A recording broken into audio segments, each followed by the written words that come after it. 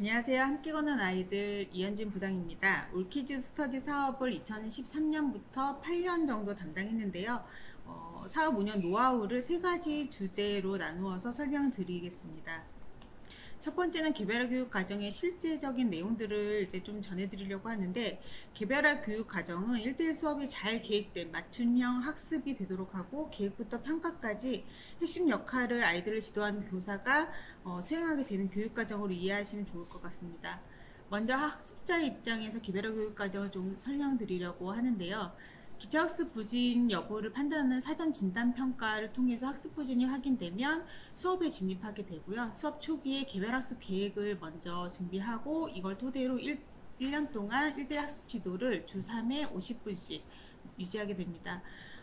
개별 학습 계획을 중심으로 매월 선생님들이 과정 평가를 진행하시고, 이제 상반기 평가, 하반기 평가를 토대로 슈퍼바이저가 모든 평가 내용을 최종 피드백으로 서면으로 이제 기관에 전달 드리면서 수업이 마무리됩니다.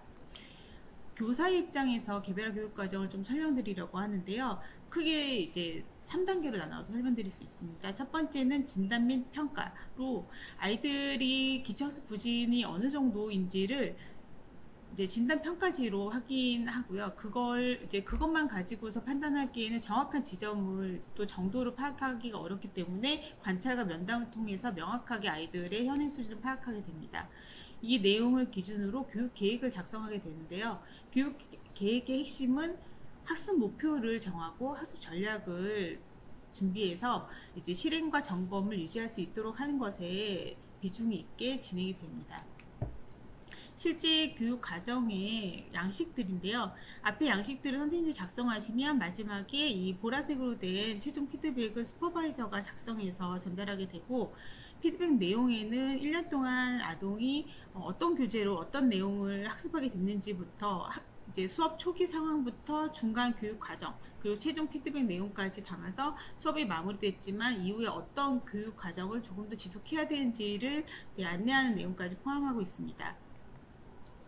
저희가 이 질문을 가장 많이 받았어요. 왜냐하면 공모를 통해서 한 기관을 선정할 때는 최소 5명의 아이들이 있을 때 기관과 협약을 맺었기 때문에 2~3명 있는 기관들이 상당히 많으신데, 이 기관들을 저희가 다 지원할 수 없어서 기관이 이제 고민하시는 것들을 좀 지원하기 위해서 이런 것들을 선정하지 않아도 지원하는 경험들이 좀 있었는데, 무엇으로 어떻게 지도하는지를 좀 설명드리려고 합니다. 지금 다양한 교재들이 이제 보이시는데요. 기초학습 지도 교재들은 시중 교재와 교과서를 포함해서 아주 다양한데, 저희가 이제 학습자에 맞게 지도할 수 있는 컨텐츠를 좀 열심히 찾았고, 그것들을 연구로 많이 진행했었는데, 지금 보시면 크게 두 곳에서 만든 교재들로 저희가 사용하신 거 알 수 있어요. 왼쪽에 있는 교재들은 한국교육과정평가원에서 개발한 교재들이고요. 오른쪽으로 보이시는 컬러가 이제 좀 화려한 표지들은 충남대학교 응용교육측정평가연구소에서 개발한 교재들입니다. 이 교재들을 좀 먼저 설명드리고 이어가려고 하는데요. 이 교재들을 쓰시기 전에 저거 어디서 사지? 궁금하실 수도 있지만, 이게 좀 파일로도 공유가 가능해요.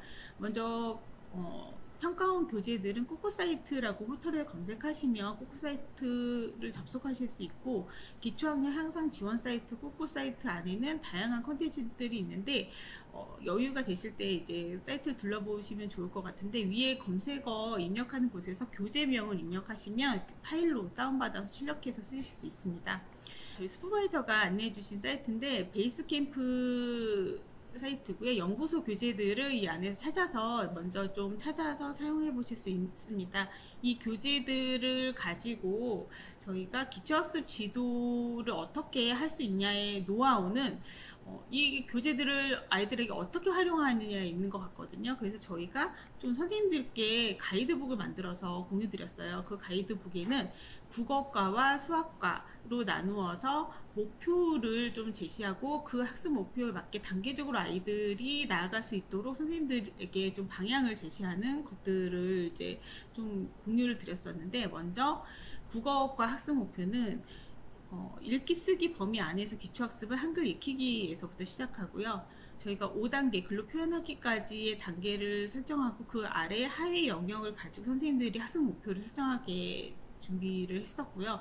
예를 들어서 처음에 한글을 모르는 친구가 들어왔을 때는 한글 익히기 1단계에서 하위 영역에 뭐 받침이 있는 글자를 알고 읽고 쓸 수 있다까지 내가 상반기 동안 아이와 목표를 갖고 해보겠다라고 하면 주교재와 부교재를 같이 매칭할 수 있도록 하는 이런 맵을 좀 그려서 안내를 했었고요. 교재들을 보시면 이제 저희가 가장 많이 사용한 교재는 꾹꾹 다지는 국어예요. 이건 평가원에서 이제 기초학력 중심으로 좀 아이들이 한 페이지 너무 빡빡하지 않게 개념 중심으로 복습을 잘 할 수 있도록 만들어 놓은 교재이기 때문에 선생님들이 활용하시기에도 좋았고 또 복습하기에도 좋았던 것 같아요.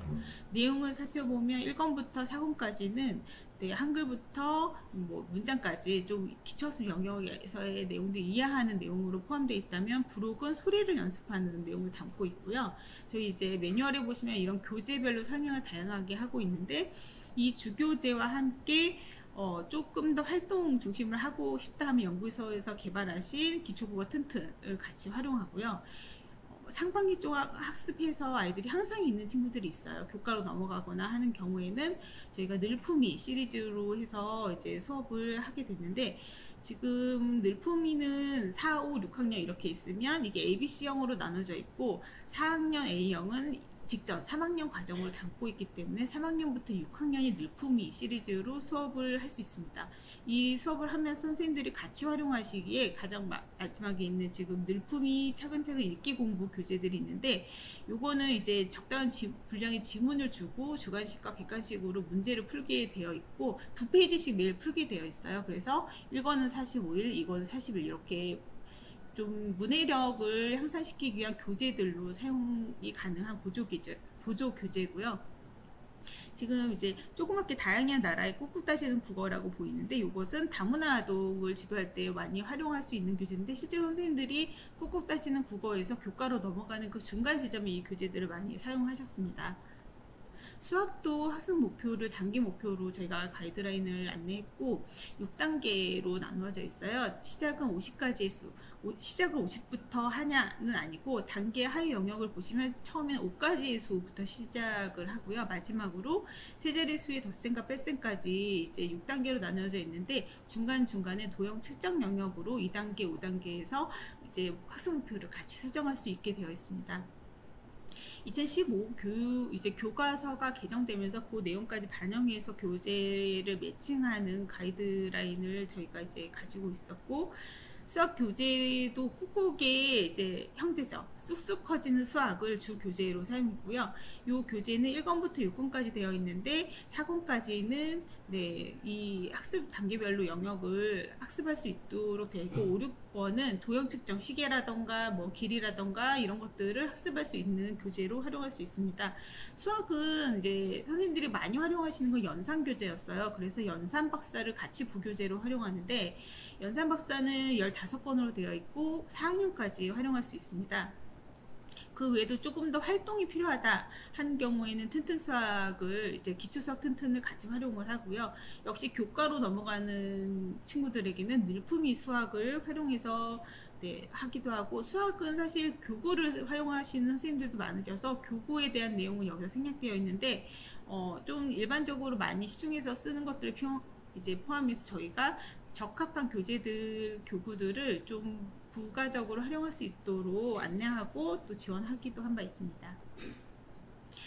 지금까지 이제 무엇으로 어떤 교재로 어떻게 지도하냐에 대한 저희 경험을 공유했다면 더 잘 공유하기, 더 잘 가르치기 위한 내용들을 조금 더 설명드리려고 해요.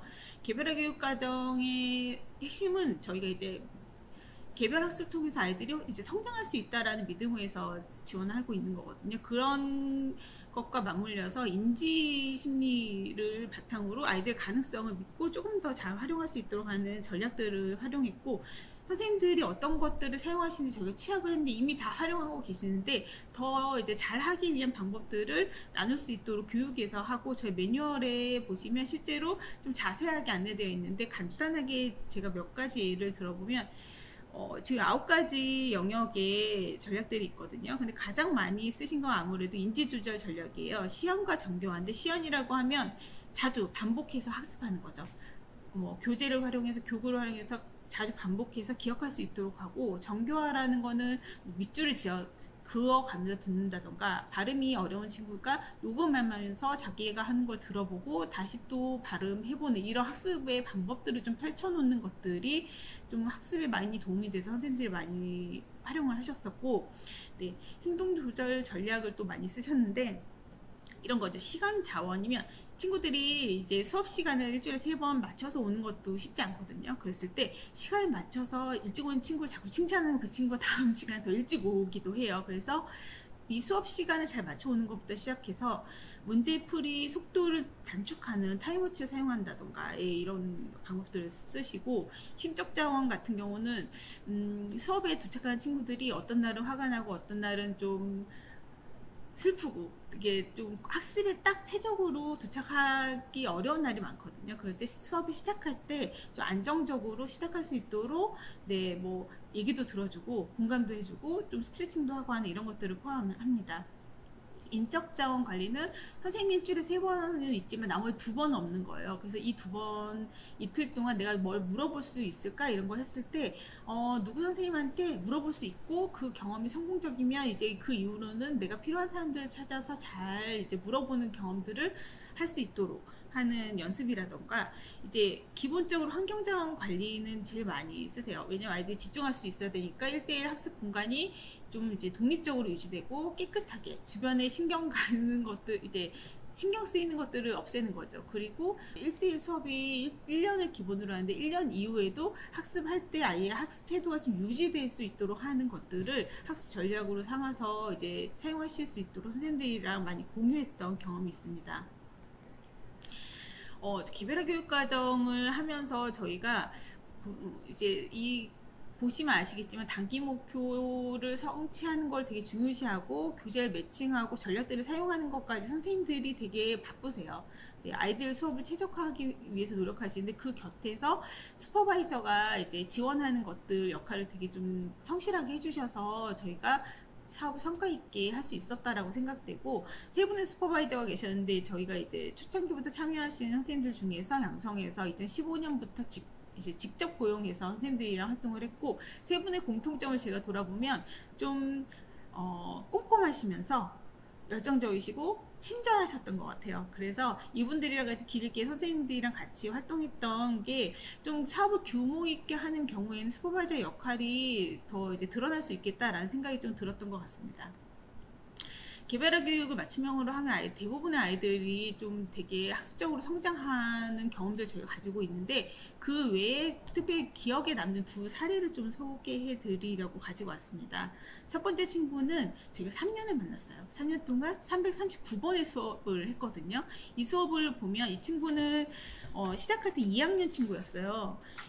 읽기 쓰기 이제 시험을 보니까 읽기 쓰기도 0점, 수학도 0점이었고, 시작할 때 이제 자기 이름을 쓰거나 하는 것도 좀 어려운 친구였는데, 1년 수업을 하니까 사전사후가 20점씩 이제 약간 읽고 쓰고 이제 세마는 게 가능해진 거죠. 그리고 이 친구가 20점, 아직은 학습 부진에 머무르고 있기 때문에 1년 더 해보자 해서 2차년도에 이제 3학년 때 또 학습을 했어요. 했더니 수학이 좀 많이 올랐고 국어도 오른 거예요. 그래서 저희가 이제 보통은 대부분의 친구들은 1년 정도 수업을 하면 많이 상승되어 있는데, 2년을 하고 이 친구의 상승을 경험했지만 조금 부족함이 있는 거예요. 특히 읽기 쓰기에서. 그래서 3년을 지원하자라는 결정을 가지고 3년 수업을 해보니까 나중에 읽기 쓰기 세마기가 많이 향상된 걸 볼 수 있었고, 선생님이 아이를 관찰했을 때는 본인이 할 수 있다라는 경험을 갖고 자신감을 가지게 되다 보니까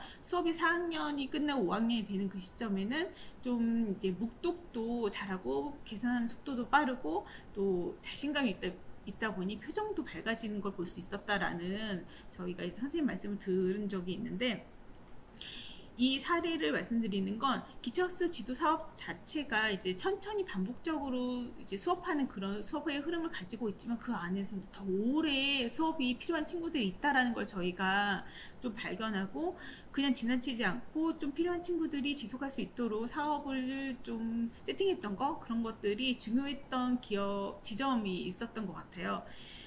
저희가 매년 기관을 공모할 때 기존 기관이 다시 선정되는 경우에는 5명 중에 신규 아동이 3명 정도는 들어오지만 기존의 아이들 중에서 2명은 지속할 수 있도록 하는 거가 이런 경험을 바탕으로 좀 유지될 수 있었던 것 같습니다.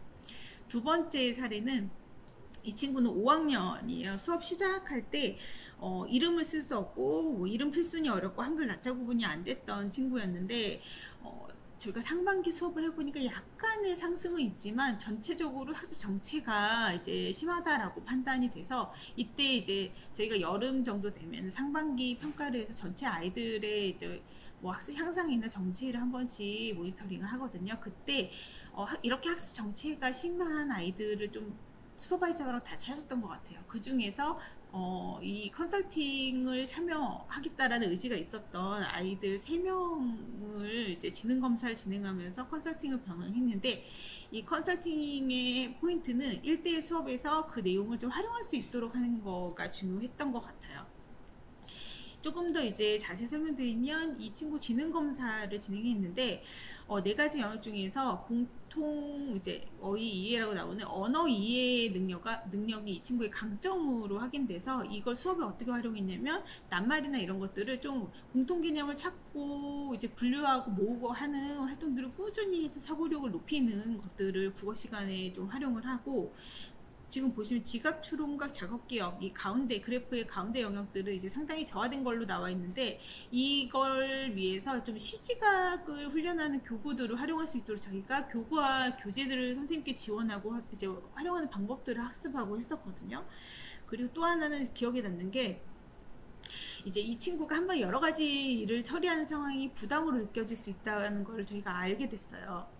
그래서 지시의 상황을 선생님이 짧게 구분해서 지시할 수 있도록 했는데, 예를 들면 뭐 꾹꾹 따지는 국어를 펴서 23페이지를 펴라 라고 하지 않고 꾹꾹 따지는 국어를 책상 위로 펴자 해서 피면 그 다음에 23쪽을 펴자, 이렇게 나눠서 설명할 수 있는 이제 지도법들을 저희가 수업에 반영하게 됐고, 하반기 수업을 하고 나서 최종 진단평가 결과를 보면 아이가 지금 읽기와 수학 점수에서 큰 폭의 향상이 있는 걸 알았고, 이제 발표 1에서도 잠깐 이제 언급을 하셨지만 저희가 이제 2020년에 이 사업을 마무리하고 나서도 이 경험들이 저희한테 되게 좀 강렬했던 것 같아요. 그래서 2021년에 지능 검사 결과 지적 기능이 경계선 이하인 친구들을 찾아서 이 인지심리 전문가가 슈퍼바이저가 되어서 이 수업을 1대1 수업을 하는 경험들을 1년 정도 더 지속했었어요.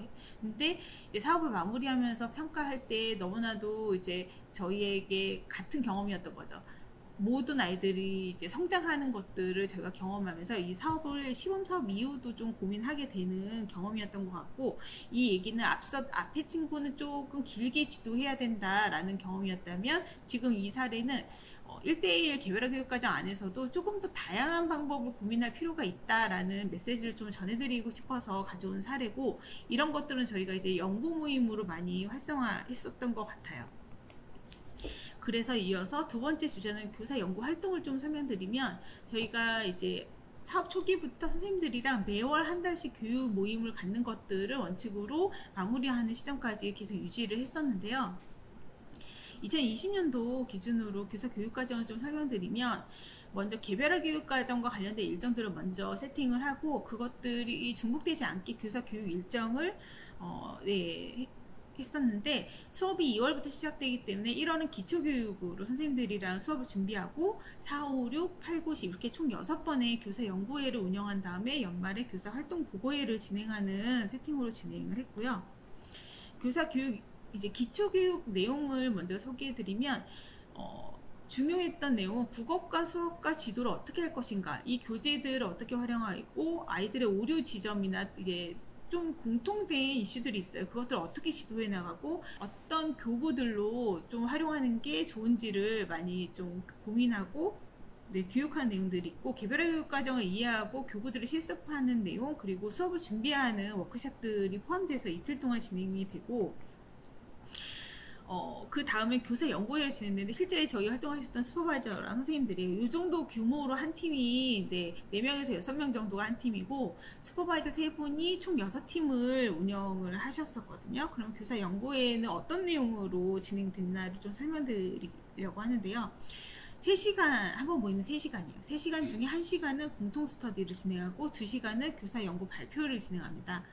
공통 스터디 주제들은 이제 매해 저희가 이제 만나는 아이들의 특성이나 이런 것들을 반영해서 주제를 미리 정해서 이제 진행하게 되는데, 이제 되게 다양한 내용들을 했었어요. 예를 들어 교과서가 바뀌면 그 교과서를 가지고 선생님들이 실제로 스터디를 하실 수 있도록 한다던가, 다문화 아동의 지도 비율이 되게 좀 높다 하면 다문화 아동을 이해하고 지도하는 거, 그리고 문해력 향상을 위해서 어떤 것들이 필요한지를 학습하는 등의 공통 스터디 주제를 슈퍼바이저가 이제 발제해서 스터디를 하게 되고, 나머지 2시간의 교사 연구 발표는 보통은 2시간이니까 한 2분 정도 발표를 하시거든요. 한 선생님이 1년에 한 2번 정도 발표를 하시게 되고, 내용은 내가 지도하고 있는 아이 지금 어려움을 겪고 있는 그 지점을 찾아서 다양한 교수법을 활용해서 아이의 변화를 좀 공유하고, 이 지점이 어렵다는 것들은 동료 교사랑 나누는 형식으로 진행됐습니다.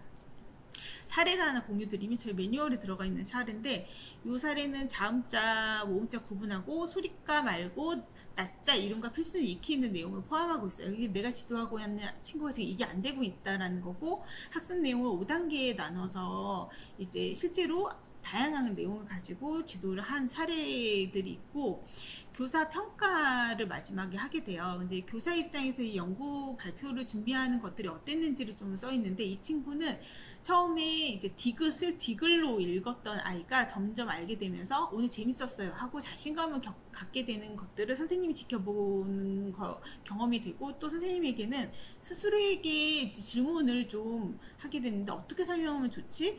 이해했을까? 이런 것들을 찾아가는 과정이었다라는 설명을 좀 해주셨어요. 이 외에도 시계, 시간 보기 등 아이들이 좀 공통적으로 가지고 있는 오류 지점들이 있는데, 그런 것들과 관련된 다양한 연구 발표 자료들을 저희가 좀 가지게 됐던 시간들이었고, 이 연구회가 어땠는지 선생님들에게 설문을 했을 때 이제 피드백을 이렇게 해주셨어요. 혼자서 1대1 수업을 하잖아요. 그렇다 보니까 이렇게 하는 게 맞나 싶을 때가 있는데, 이 교육을 하다 보니 이게 맞구나라는 확신을 좀 갖게 되는 경험이기도 했고, 또 하나는 나만 어려운 아이들을 지도하는 게 아니구나, 저 선생님도 나와 비슷한 경험들 하고 있구나 해서 좀 그런 것들을 나눌 수 있어서 좋았다라는 등의 피드백을 주셨었던 것 같아요.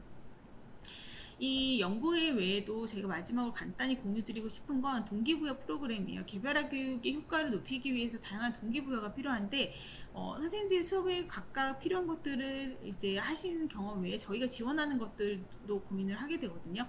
사업 초기에는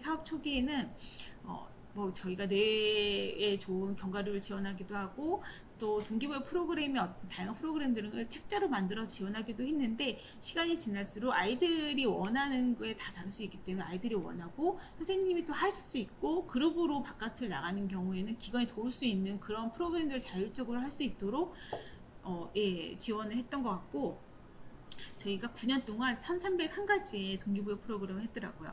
실내 프로그램과 실외 프로그램으로 나눌 수 있는데, 실외의 비중이 더 많고, 실내 프로그램은 좀 만들기라던가 학습과 관련 연계해서 진행하는 것들이 많았다고 하면, 실외는 체험활동 중심으로 많이 진행했었는데, 요 프로그램들이 어떠셨는지 선생님들께 좀 여쭤보면은, 아이들에겐 또 기분 전환의 기회가 되기도 하고 동기부여가 되는데, 보상으로 작동했던 것 같아요. 그리고 학습만 하는 게 아니라 나가서 선생님들이랑 좀 가까운 시간을 보냈기 때문에 교사 아이들 사이에 그 거리를 좁혀주는 기회가 되었다라는 피드백도 해주셨어요. 그리고 마지막으로 설명드리고 싶은 거는, 저희가 이제 읽기 쓰기를 아는 친구들이 처음에는 자기 이름 못 쓰다가 글씨를 알고 자기 생각과 이제 기분, 느낌 이런 것들을 표현하는 기회들을 좀 동기부여 프로그램 해보면 어떨까라는 취지로 2014년부터 창작 동시대회를 시작하게 됐어요. 지금 이제 역대 포스터들이 이제 보이시는, 첫 번째가 저희가 이게 여름방학 때 있어서 시제가 여름방학과 선생님이었고, 선생님, 내가 이제 1대1 수업을 해주신 선생님에 대한 되게 많은 동시들을 지어서 아이들이 보내줬던 기억이 있어요. 동시대회를 2020년까지 지속했었고, 2020년에 저희가 이렇게 플랫폼을 만들어서 좀 더 많은 친구들과 함께 할 수 있도록 확대하는 과정이 있었고, 올해 이제 8번째 동시대회가 열렸는데 2000 작품이 전국에서 접수되었고, 기존에 이제 저희 사업, 이 올키즈 스터디 사업에 참여하셨던 기관이나 활동하셨던 선생님, 그리고 이제 예전에 상을 받았던 친구들이 또 작품에 참여하는 경우가 있어요. 그랬을 때 너무 반갑고, 이 대회는 이제 초기 올키즈 스터디로 시작된 대회이기 때문에 지금도 그 취지를 좀 기억하면서 운영하려고 하고 있고, 저희가 이 대회를 적극적으로 홍보하는 현장은 아동복지 현장이에요. 그래서 올해도 2000작품 중에 절반 이상은 아동복지 현장에서 선생님들이 아이들이랑 작업하셔서 대회 작품을 보내준 경우가 있고, 이제 수상하는 작품들도 좀 아동복지 시설에서 참여한 작품들이 수상하는 경우도 많이 있습니다. 이 사업들을 좀 간단하게 전달 드리는 거는 약간 한계가 있을 수 있을 것 같아요. 매뉴얼에 좀 자세히 담으려고 했고, 매뉴얼을 좀 보시면서 궁금하신 건 저희한테 문의 주실 수 있을 것 같아요. 아이들이 성장하고 선생님들의 성장이 함께하는 이 사업이 현장에 잘 확산되길 기대하며 발표를 마무리하도록 하겠습니다. 감사합니다.